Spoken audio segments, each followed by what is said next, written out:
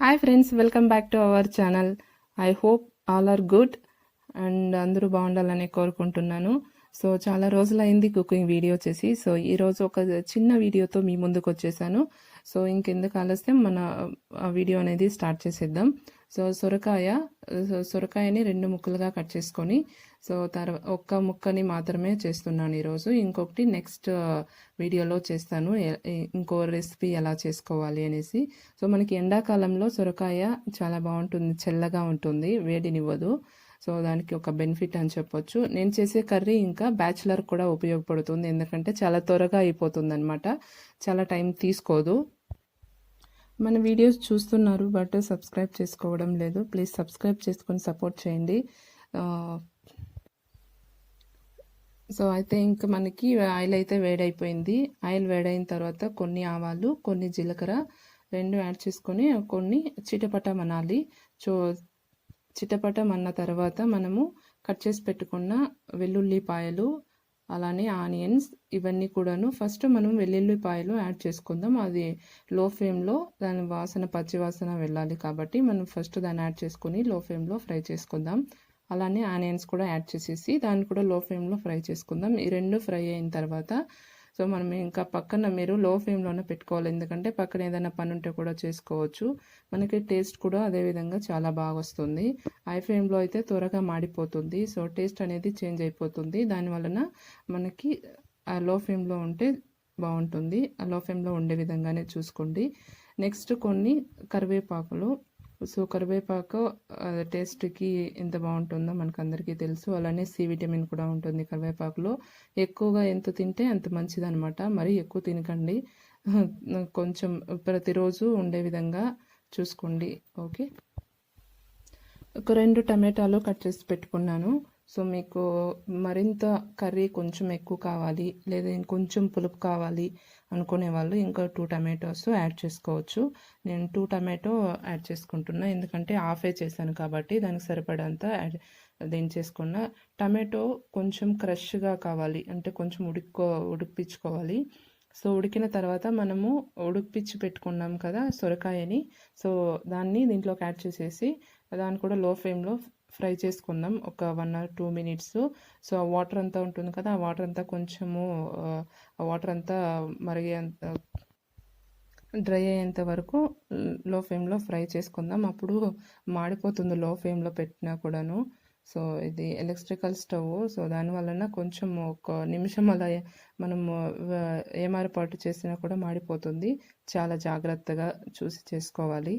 మీరు కూడా యూజ్ చేస్తుంటే చాలా జాగ్రత్తగా యూజ్ చేసుకోండి. తెలిసిన వాళ్ళకైతే నో ప్రాబ్లం, తెలియని వాళ్ళ కోసం మాత్రమే చెప్తున్నాను. తర్వాత ఓవర్ యాక్షన్ చేస్తుంది అనుకుంటున్నారు. నెక్స్ట్ ఇదంతా ఫ్రై అయిన తర్వాత 1 minute అలా ఫ్రై చేసుకుంటాం కదా. తర్వాత మనము ఒక సాంబార్ పౌడర్, మీ దగ్గర ఏ పౌడర్ ఉంటే సో ఆ పౌడర్ యూజ్ చేసుకోండి. గరం మసాలా, ధనియా పౌడరు, కారం పొడి ఈ విధంగా ఉంటుంది. కొంతమంది అయితే సాంబార్ పొడి పెట్టుకుంటారు. సో నేనైతే సాంబార్ పొడి యూజ్ చేస్తాను అనమాట. సాంబార్ పొడి మాత్రం ఒక్కటి మాత్రమే యాడ్ చేస్తాను, 1 స్పూను. తర్వాత నేను ఏది యాడ్ చేయను, చాలా బాగుంటుంది టేస్ట్. సాంబార్ పొడి కూడాను నేను ఎలా తయారు చేసుకున్నాను అనేసి ప్రీవియస్ వీడియోలో పెట్టాను, దానికి వ్యూస్ కూడా చాలా బాగా వచ్చింది. సో యాడ్ చేసుకున్న తర్వాత సాంబార్ పొడి కూడాను ఒక 1 minute జస్ట్ అలా ఫ్రై చేసుకుంటే సో మనకి ఆ పచ్చివాసన కూడా వెళ్ళిపోతుంది. తర్వాత మనము 1 glass వాటర్ యాడ్ చేసుకొని కుక్ చేసుకుంటే మనకి కర్రీ అనేది రెడీ అయిపోయినట్టే. సో మీరు చూస్తున్నారు కదా, ఇప్పుడు ఫ్రై అయిన దాన్ని ఇది చపాతీకి ఇలానే యూజ్ చేసుకొని తినొచ్చు. సో ఇప్పుడు చపాతీ నేను చేయడం లేదు, సో కర్రీ కావాలి రైస్ కోసము. దానివలన ఒక గ్లాస్ వాటర్ యాడ్ చేసి సో ఒక 1 minute వాటర్ అనేది కొంచెం కారము అదంతా దీనికి పట్టే విధంగా 1 minute అలా ఉడికిపించుకున్నామంటే మనకి కర్రీ అనేది రెడీ అయిపోతుంది. 1 more నేను చెప్పడం స్కిప్ అయింది. సో మనం పల్లీలు ఉంటాం కదా, వేరుశనగ గింజలు, సో దాన్ని కూడా మనము వేయించి దాన్ని పొడి చేసి పెట్టుకోవాలి.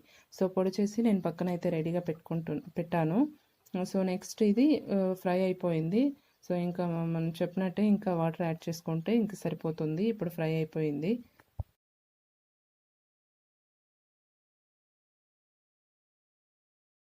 ఉప్పు ఫస్టే వేసి దాన్ని ఉడికించుకున్నాను. సో ఇప్పుడు లైట్గా వేసుకుంటే సరిపోతుంది. లైట్గా టేస్ట్ చూస్తున్నా ఏం సరిపోయిందో యాక్చువల్లీ నేను ఎప్పుడు అలా చూడను టేస్ట్ ఎలా ఉంటుంది అనేసి. ఎలా అన్నా అన్నీ వేసి చేసేసి లాస్ట్లో తినేటప్పుడు మాత్రమే టేస్ట్ చేస్తాను.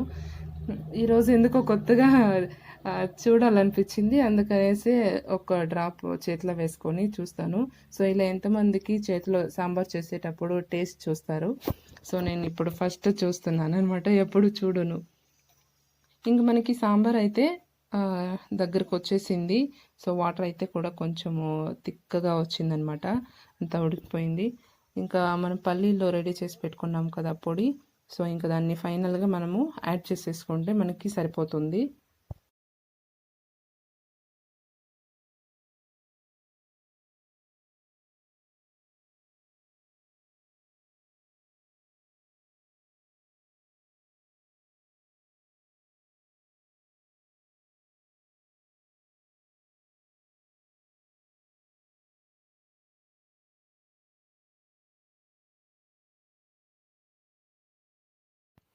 వన్ మినిట్లో 2 మినిట్స్లో అయిపోతుంది అని చెప్పాను కదా, బట్ కర్రీ ఎలా ఉంటుందో అని అనుకోకండి, ఎక్సలెంట్గా ఉంటుంది. మీరు కూడా ఒకసారి ట్రై చేయండి.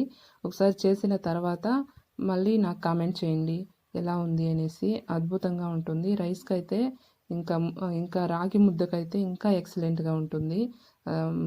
అసలు వన్ టైం చేసుకున్నారంటే పదే పదే ఇదే సాంబార్ చేస్తారు, పప్పు యూజ్ చేయకుండా. సో ఇంకా మనం పల్లీల పొడి రెడీ చేసుకున్నాం కదా, దాన్ని కూడా ఇంక ఫైనల్గా యాడ్ చేసుకొనేస్తే మనకి కర్రీ అనేది రెడీ అయిపోతుంది. And thank you for watching. మరిన్ని ఇలాంటి వీడియోస్ కోసం మన ఛానల్ని సబ్స్క్రైబ్ చేసుకోండి.